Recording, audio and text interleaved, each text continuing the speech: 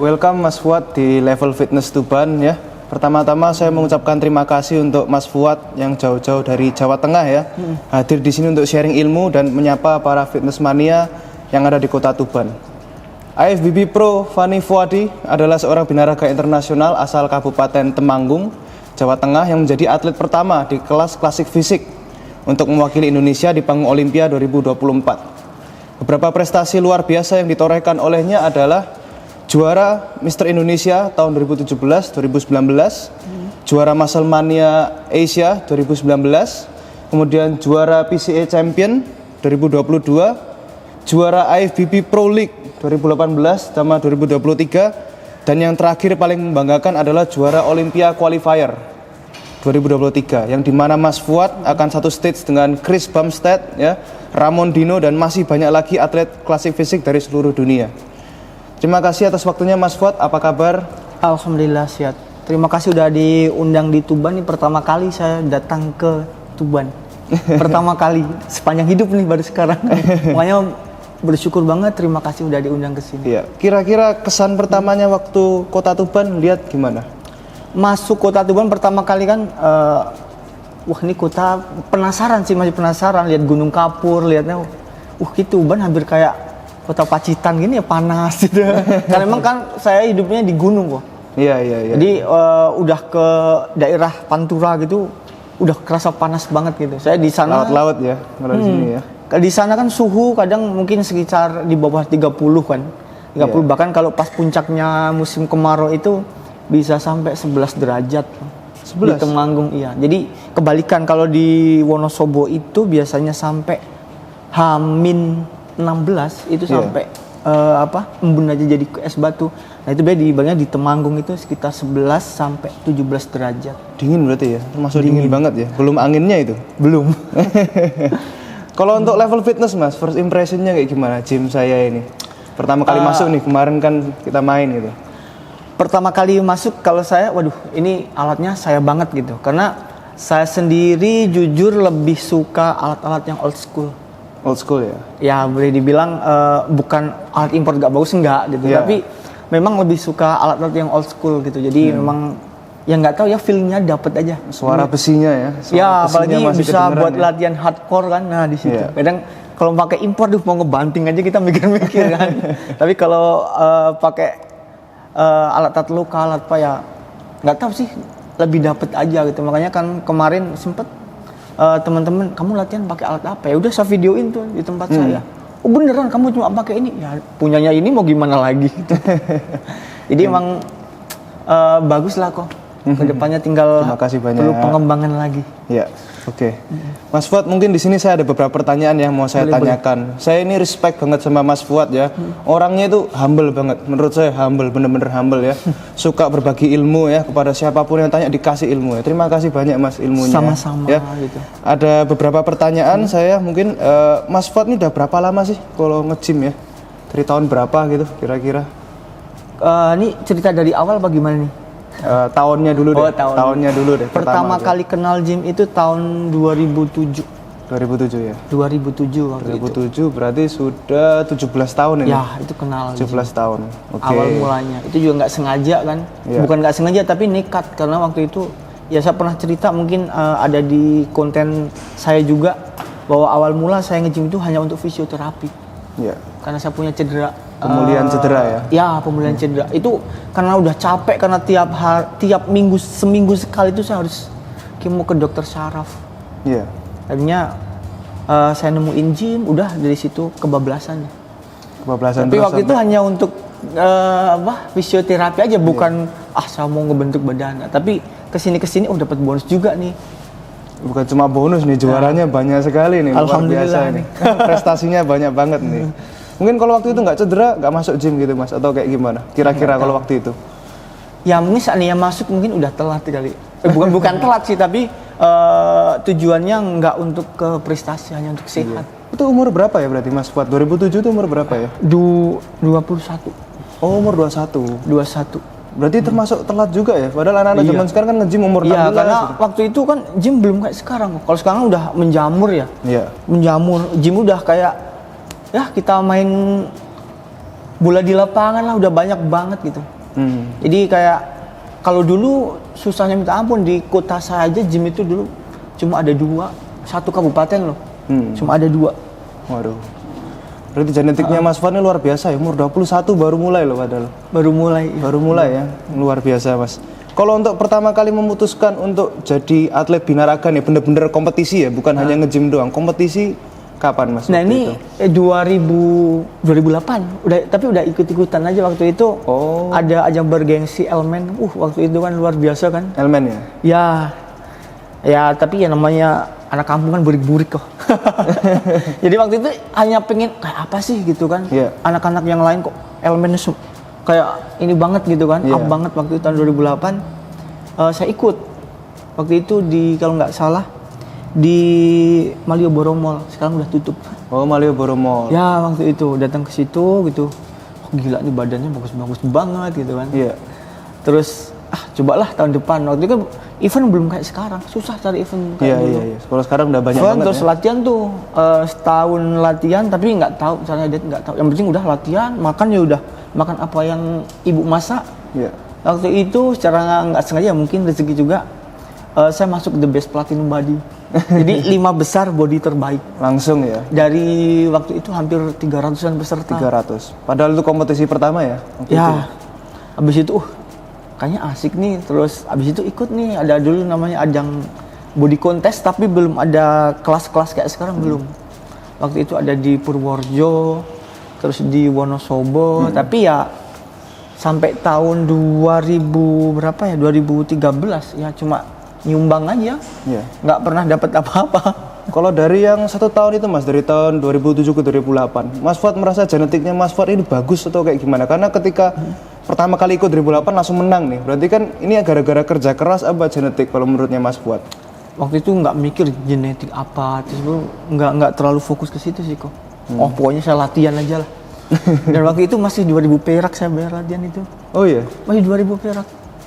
Makan belum dijaga waktu itu atau gimana? Atau asal makan. Ibu ya? Apa yang ibu masak asal dimakan makan aja. gitu ya? Jadi nggak mikir ini itu nggak mikir gitu. Tapi juara tahun 2008. Masuk 5 besar itu masuk ya? 5 besar.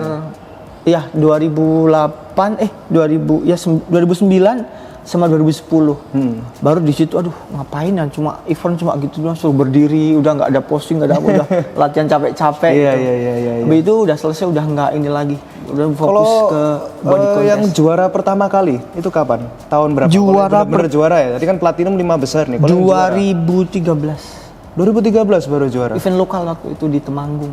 Oh. Di Temanggung sendiri ada event lokal, waktu itu masih PAPSI ya. Nah itu yang ngadain event lokal, itu pertama kali saya juara.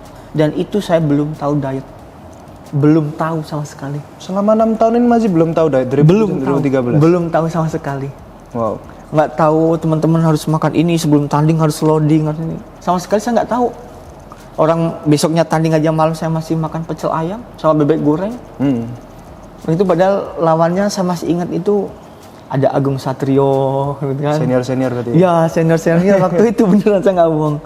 Tapi di situ menang di kandang sendiri kayak nggak kurang membanggakan gitu. Jadi setelah itu titik baliknya dari situ tuh, baru mulai makanan dijaga atau apa, atau masih belum waktu itu? Masih belum. Saya baru tahu itu waktu itu ada Rai Institute di Jogja itu tahun 2014 kalau nggak salah. Rai Institute. Ya. Oh, punya Ade Rai ya. Terus saya ngambil di situ, baru saya belajar. Oh iya, ini pola latihannya harus seperti apa, pola dietnya seperti apa. Di situ saya coba di situ.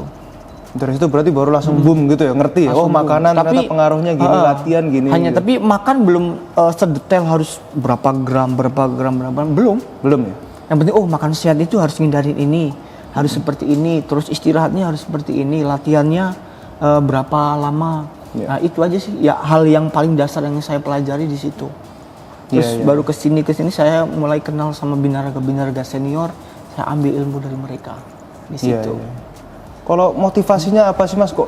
Kan kompetisi kan banyak ya, Mas Fuad ngikutin mungkin dah ratusan dah belum atau kira-kira? Nggak ada lah. Puluhan ya, masih puluhan. Itu motivasinya gimana sih? Kayak orang kan biasanya ngikutin udah mungkin 10 kali aja udah, aduh sudahlah cukup lah gitu. Gitu ya. Iya, kalau Mas Fuad motivasinya apa? Ngikutin banyak kompetisi waktu gitu. itu saya cuma siapa sih yang nggak pengen jadi yang terbaik gitu.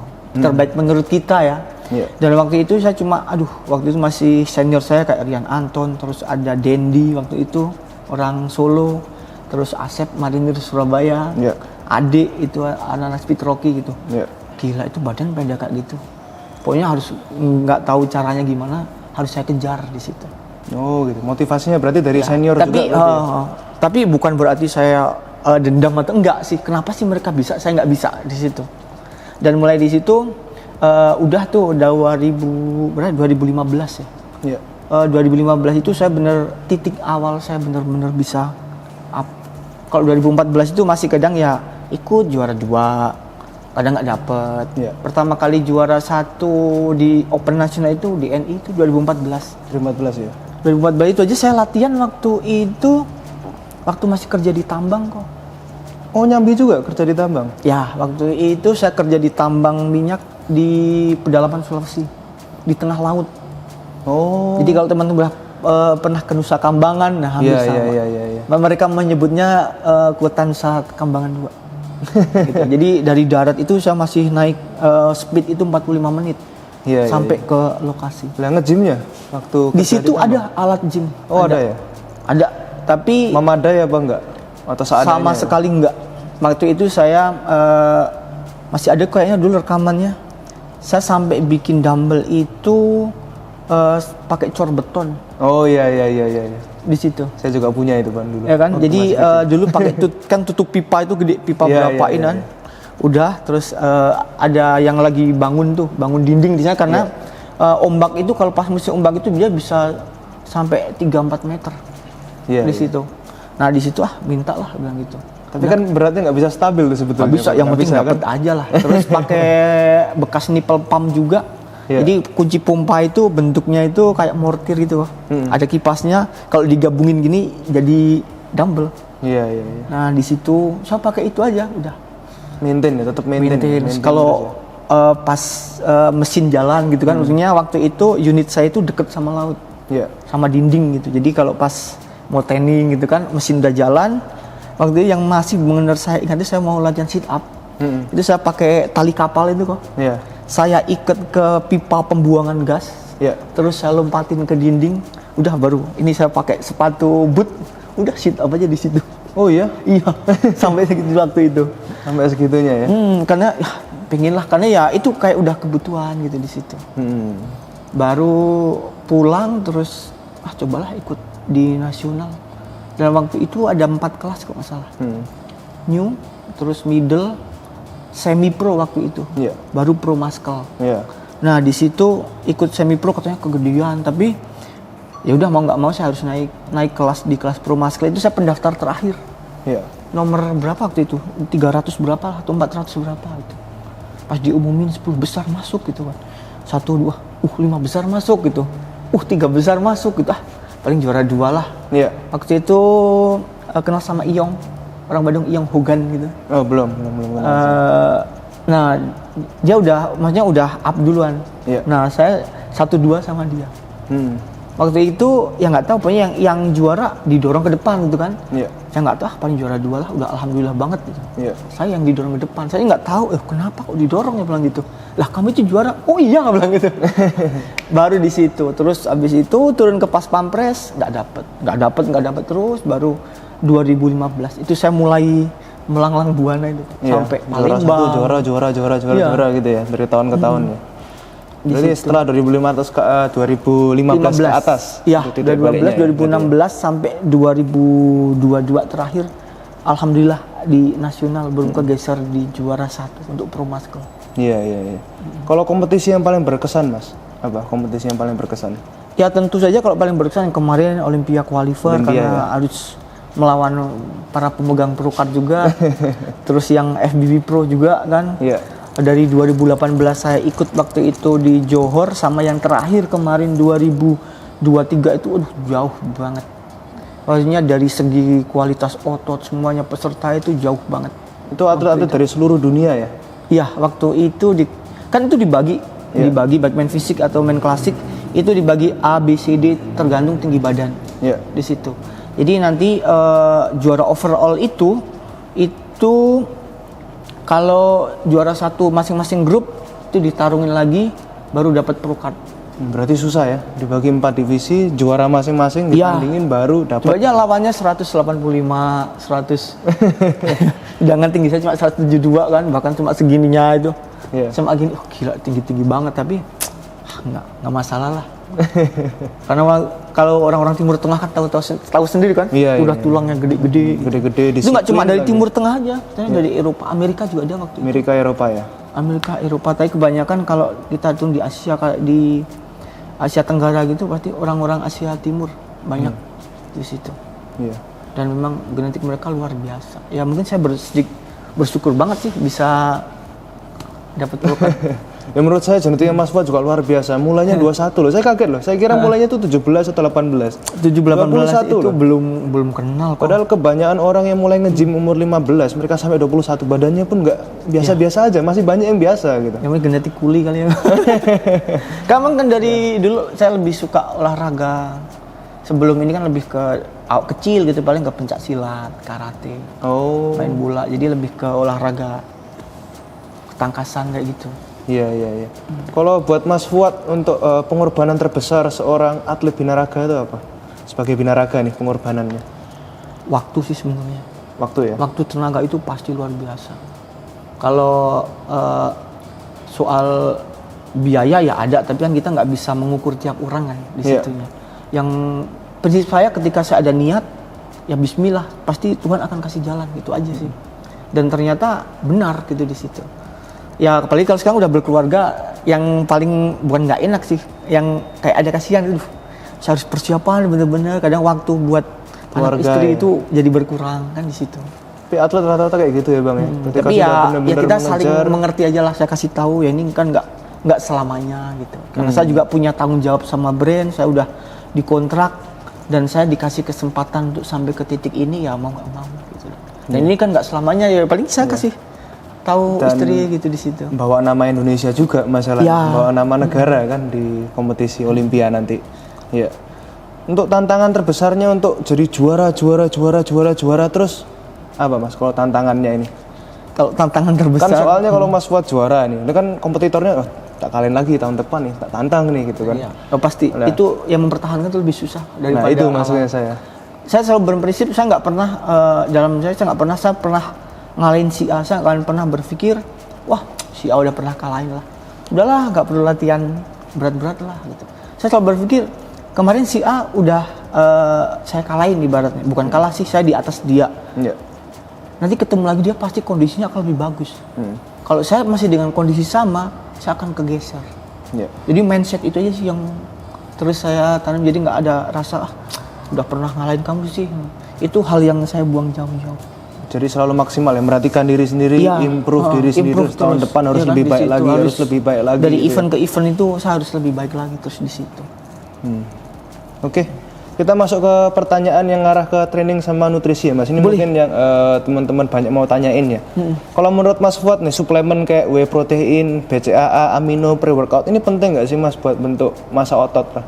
Kalau untuk membantu ya, bukan membentuk, itu bukan komponen utama, tapi yang tetap yang utama itu dari real food ya. Jadi itu mereka membantu hanya untuk sebagai pelengkap sih. Kalau buat saya pelengkap saja gitu di situ. Kalau BCAA juga saya pakai ya? Pakai kalau pas masih lama atau masih off season atau ini, biasanya kalau masih lama gitu saya lebih suka pakai yang powder. Tapi kalau ya udah mendekati 1 bulan itu mending pakai yang kapsul. Kan harus ngurangin yang manis-manis juga di situ. Kreatin pakai. Oh ya, saya nggak sebutin kreatin ya. Iya, kreatin pakai juga ya. Kreatin pakai, terus tadi pre-workout kan. Nah, biasanya saya mix sama kreatin sebelum latihan. Berarti Mas Fuad sendiri pakai ya, semua suplemennya dipakai ya? Pakai ya. Tapi untuk sekarang saya sementara sudah stop dulu, kayak PWO gitu, dari program coach yang sekarang stop dulu. Jadi masih saya harus real food dulu di situ.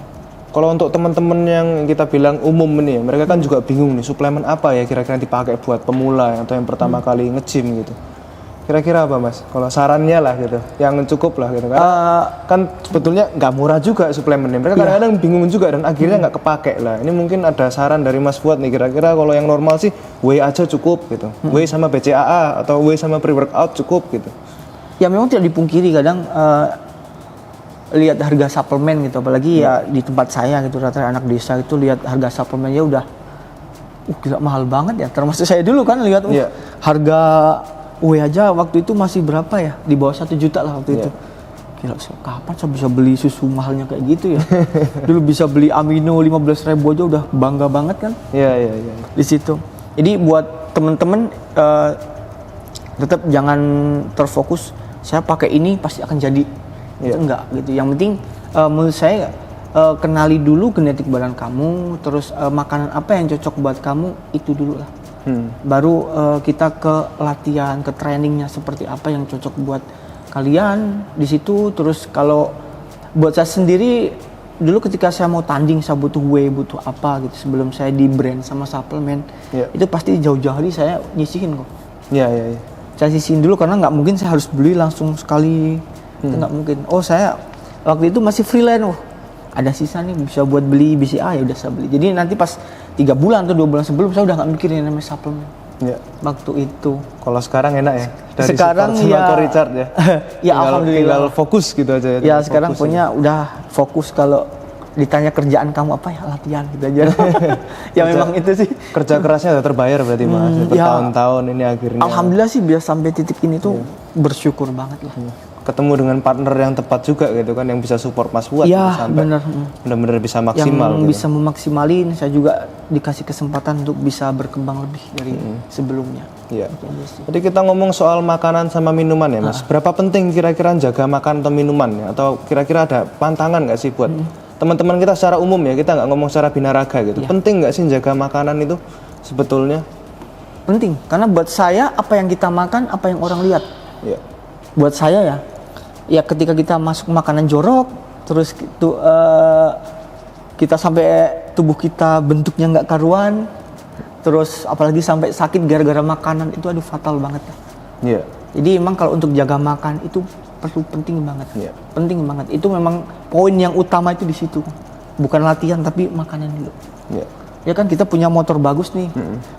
Nggak diisi bahan bakar bisa jalan nggak apa ya, itu motor kita mau ke Jakarta. Mau didorong aja kan enggak gitu di situ. Jadi memang makanan itu poin utama di situ. Berarti setuju ya Mas, kita mau latihan seberat apapun tapi kalau makanan nggak dijaga, asal makan gorengan, makan apa, nggak akan bisa jadi kan sebetulnya.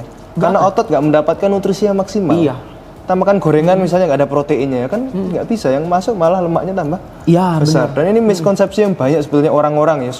Yang penting saya latihan lah, makan bebas pokoknya. Justru latihan buat makan kan lucu sebetulnya. Kita kan pengen latihan ada hasilnya gitu. Jadi setuju ya Mas ya? Kalau saya sih setuju gitu. Karena saya ngomong saya setuju, saya udah mengalami di situ. Bahkan saya mau kemanapun kalau sama istri dulu, istri masak dulu. Masak ya? Jadi ketika dia ke food court gitu ya, saya cuek aja, saya bawa tupperware, saya taruh meja, saya makan. Istri yang jajan saya makan bekal udah. Di situ yang penting masih makan berdua ya? Iya. Habis nonton gitu, udah. Kok dia ke food court, kamu pesen deh. Udah, saya bawa tas aja itu isinya makanan semua. Makanan bersih itu, makanan bahkan sampai saya masih ingat saya mau tanding di Malaysia waktu itu. Itu khusus satu koper itu isinya makanan. Ada ayam 3 ekor yang udah di steam kan. Ada ayam, terus ada apa lagi waktu itu ya. Punya beberapa yang saya butuhin, ada ubi, udah. Jadi satu koper itu isinya makanan karena saya nggak tahu, saya belum tahu tempat itu, mau cari makanan di mana saya nggak tahu. Mending saya repot dari rumah.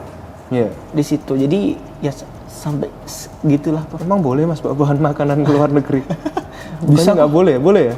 Boleh. Kalau hanya masih ke Asia aja bisa. Oh gitu. Dan saya pun ternyata bisa. Tapi nggak tahu kalau sekarang ya, waktu itu masih bisa sih kok. Kalau nggak itu koper saya masukin atas, masuk ke bagasi. Iya. Di situ. Padahal kan belanja ayam, belanja itu kan di luar negeri juga supermarketnya kan banyak juga gitu. Iya, maksudnya saya nggak tahu. Ternyata kejadian gitu waktu di Johor. Johor itu kan kayak masih kota berkembang tuh. Di situ nggak tahu kita mau keluar kemana, nggak tahu. Nggak tahu, makanan hotel nggak mungkin. Ya kan? Ya mau nggak mau ya alhamdulillah tuh. Jadi teman saya ada yang bawa rempah-rempah tuh. Ya kan, ada yang bawa jahe, bawa serai, itu memang dimasak butuh di situ, dimasak habis standing sebenarnya buat apa, jaga kondisi kan. Itu pasti bawa kok. Jadi ya bahkan ada kan yang bawa kompor kan. Ada bawa magic jar gitu yang elektrik itu ada. Pokoknya binaraga ini kalau mau tanding nih aneh-aneh mereka yang bawanya ya. Bener.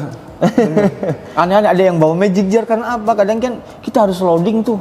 Ya, nasi butuh banyak Ya, banget. nasi Kalau beli butuh mahal banyak. dong, kalau luar negeri kan nasi mahal. Beli gitu. mahal. Kayak kemarin juga waktu saya di Auckland sama Isai sama Koriki, kita beli 5 kilo udahlah beras. Ya kan? Selesai masak, udah masak lagi nih buat nanti. Ya. Di situ karena sekali masak habis untuk kita berdua. Oke, Di kalau untuk rest Mas, ini menurut saya istirahat ini komponen sangat penting banget buat bentuk otot. Kira-kira kalau buat Mas Fuad seberapa penting sebetulnya rest itu dalam pembentukan massa otot atau istirahat ya kita ngomong. Kalau untuk istirahat saya perlu banget.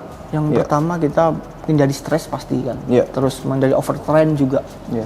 Di situ bukan terus tiap hari kita genjot buat latihan kan, otot juga butuh rest, butuh istirahat ya kan. Iya. Malah nanti kalau digenjot terus bukan semakin kuat tapi malah semakin lemah. Iya. Ya kan karena udah bener berkecapean gitu. Saya sendiri pasti butuh itu kok.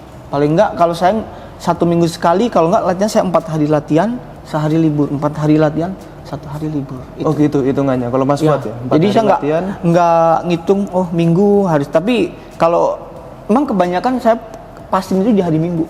Ya. Biar hari keluarga ya, kalian. Kalau nggak Sabtu, Minggu di situlah. Itu pokoknya pasnya kan itu kalau kita 4-1 nanti ketemunya di situ. Iya.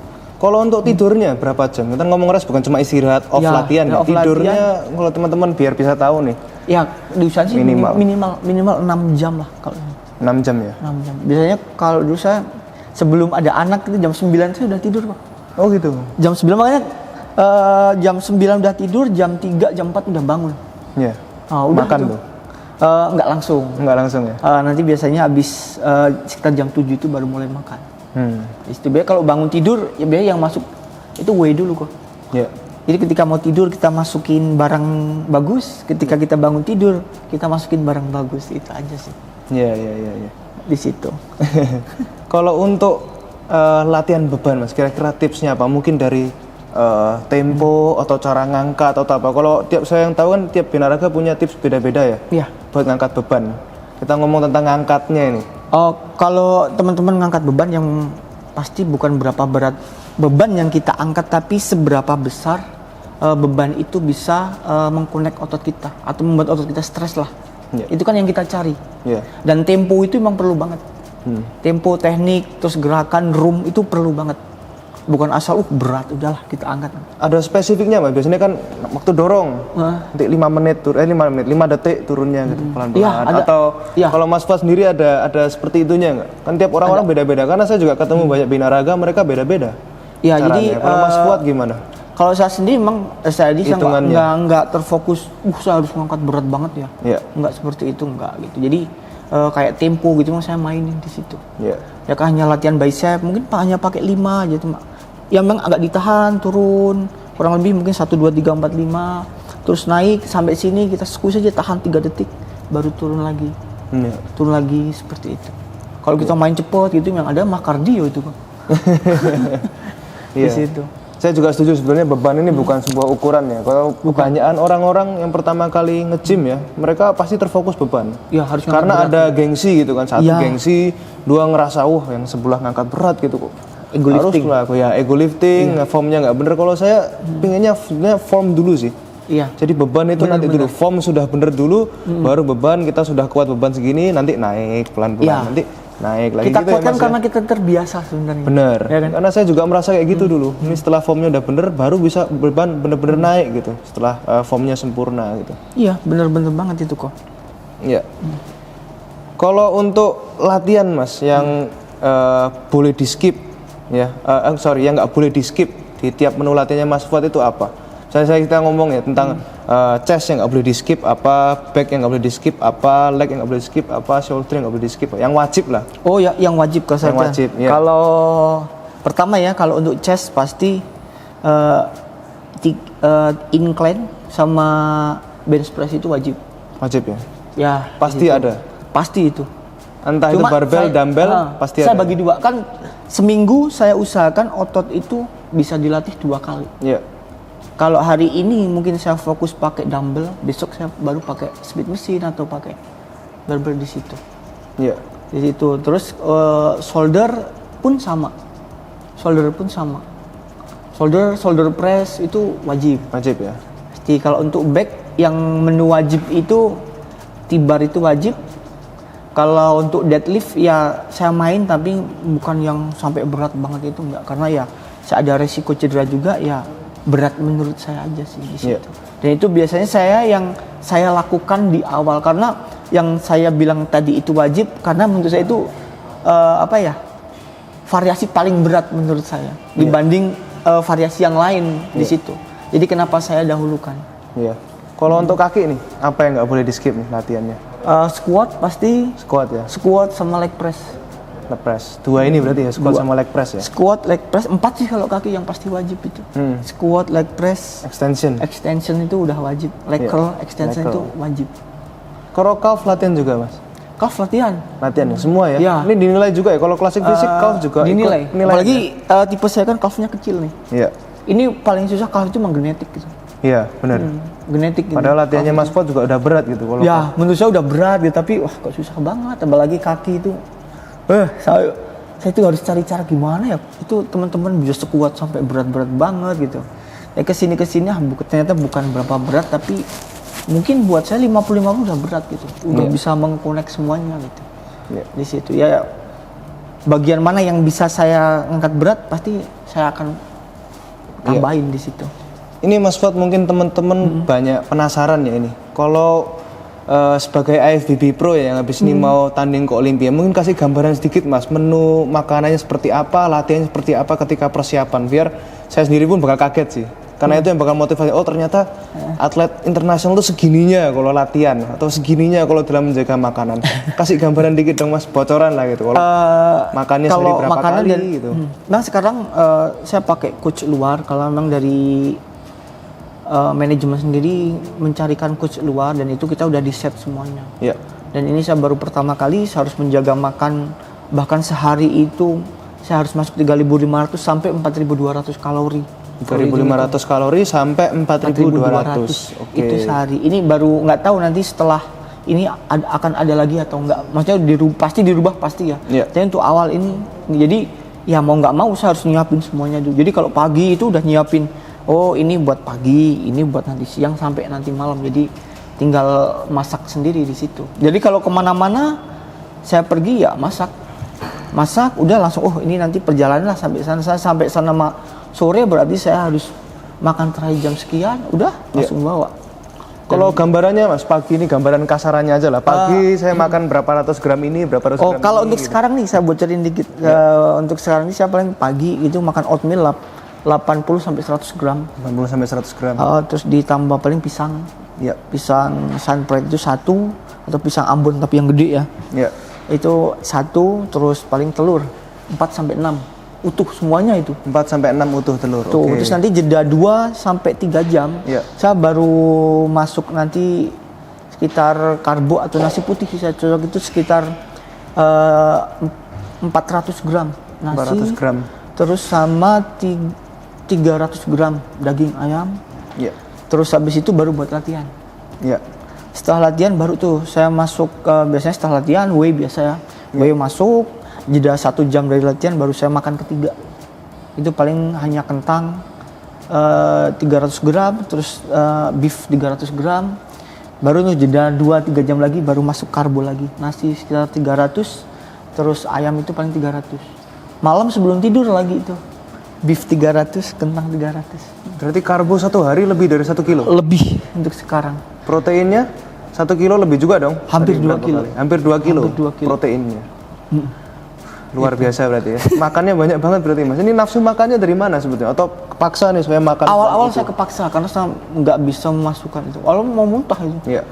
Tapi ya ingat, waduh, target saya bukan di lokal ya, saya bilang gitu.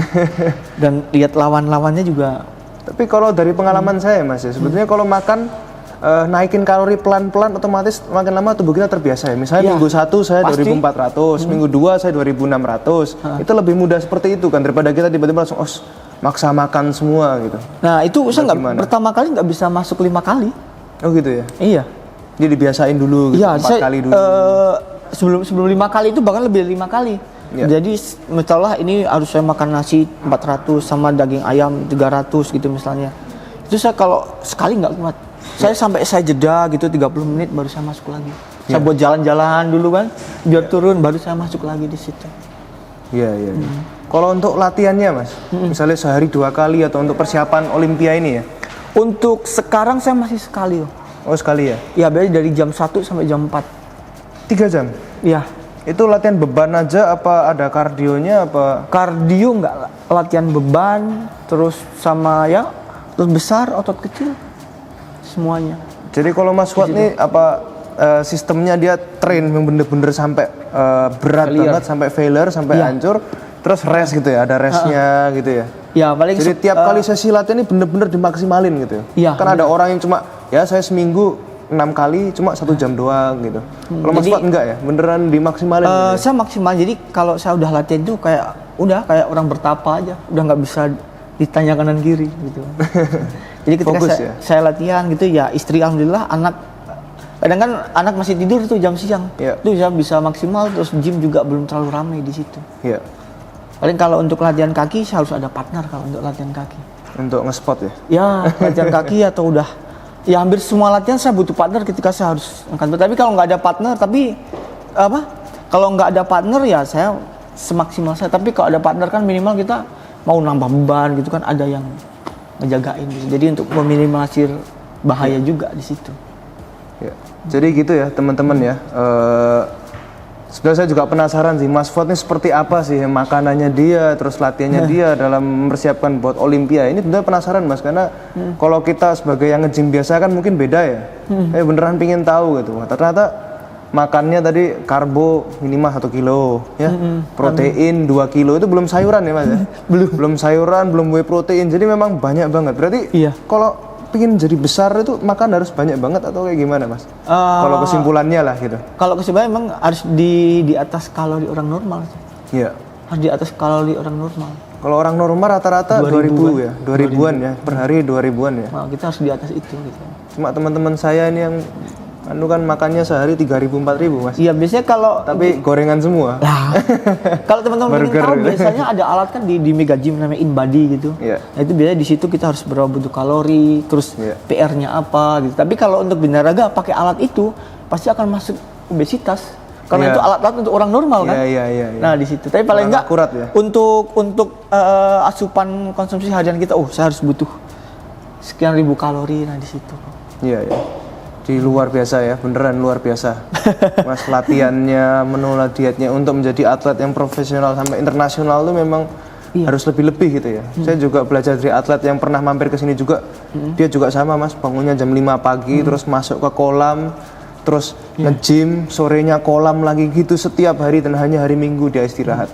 Itu dia juga sama, untuk mencapai emas dia segitunya pengorbanannya. Saya kira Mas Fuad juga nggak jauh gitu dari itu. Dan persiapannya pun nggak sebentar gitu. Ya memang sebuah proses yang harus kita nikmati itu kok. Iya. Jangan dilihat mungkin dianya sekarang. Iya. Ya kan kadang orang kan dianya sekarang bagus keren gitu kan. Tapi nggak tahu di belakang itu perjuangan panjangnya seperti apa. Iya. Berarti mental itu penting ya, mental pemenang ini memang penting di atlet, semua atlet kita ngomong semua cabur lah. Ada mental juara itu kita harus ada gitu. Itu yang bedain satu dan yang lainnya mungkin ya. Iya. Mental punya itu ya. Mau nggak mau punya saya harus juara. Tapi juara dalam diri saya harus lebih baik dari kemarin. Saya nggak boleh cuma nyerah sampai titik ini gitu. Kadang ketika saya malas itu malah udah sakit semua ya gitu kan. Aduh, saya cuma gimana sih biasa semangat lagi gitu. Kadang buka-buka tuh video pertandingan, terus lihat tuh lawan-lawannya bisa kayak gini gitu. Masa kayak gini saya udah nyerah gitu kan. Ya baru di situ saya ada semangat lebih gitu di situ. Iya. Ini karena Mas Fuad mau mewakili Indonesia ya di ajang Olimpiade ya, dimana kalau sepak bola ini kayak Piala Dunia ya Mas, bener ya? Kayak Piala Dunia ya, karena untuk lolos nih harus ada kualifikasi ini, kualifikasi itu gitu ya. Apa harapannya Mas Fuad nih buat tanding di klasik fisik nih lawan atlet-atlet dari berbagai negara di ajang Olimpiade tahun ini? Harapannya apa Mas?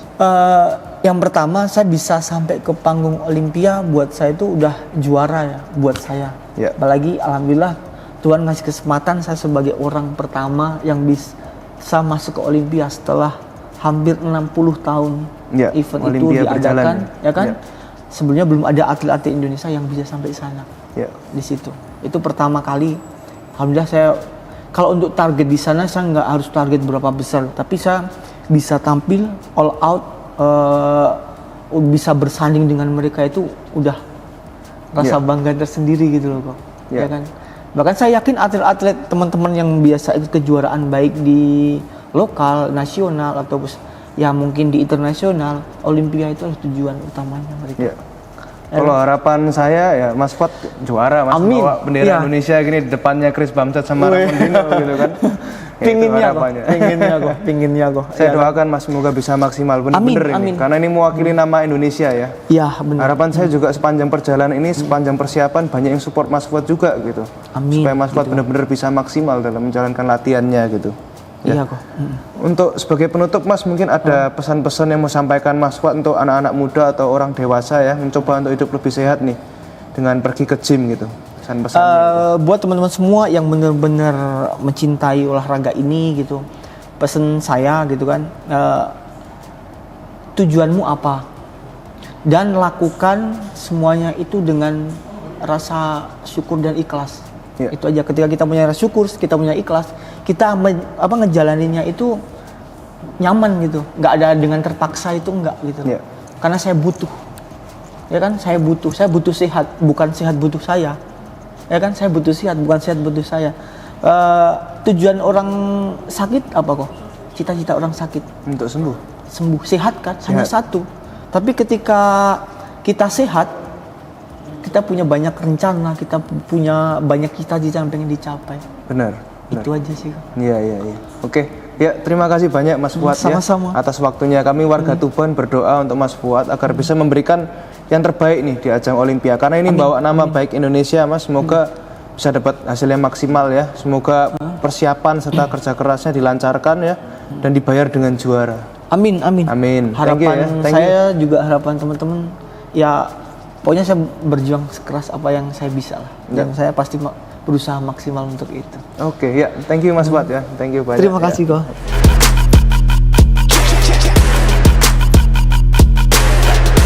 Level Fitness, up your level.